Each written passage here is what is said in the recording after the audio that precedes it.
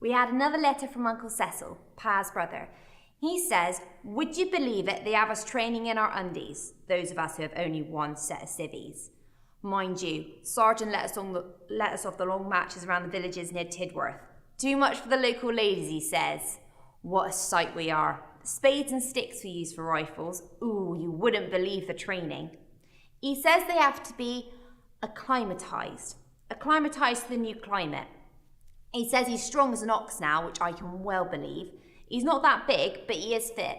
He says it was on account of his fitness and single status that he volunteered so quickly. That and Kitchener's stern eyes looking right at him. He said it felt personal. He says to kiss Kitty and Jor. That's George, but Kitty can't say it. So Jor's stuck.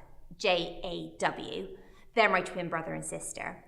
Pa says it suits him as he makes a proper din with his Jor. There was a right to do at school last week because Vi Netherby said that her ma had a huge sack of wheat flour and bags of sugar that they kept in the bath, and that they had proper loaves of bread, buns, scones, all sorts. Well, we had that cross, the other girls and me, and they started to cry. Miss asked us to explain the pandemonium while Violet sat screeching in the corner. It's the outbreak of panic buying and hoarding that ain't right. Well, Miss wrangled it out of us in that mandy way that school madams do, and she accused me of being covetous. Is that fair? She said we were lucky not to be punished. But we were punished because we had to write 100 times from the Bible. Through these he has given us his very great and precious promises, so that through them you may participate in the divine nature and escape the corruption in the world caused by evil desires. Me? Evil desires? Rotten Vi.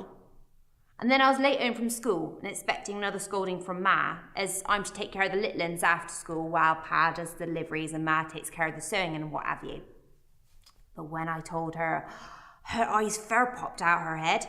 She has ordered bags of sugar and flour, which I'll have you know is against the law, and she keeps them in her bath, does she? Well, we'll see about that.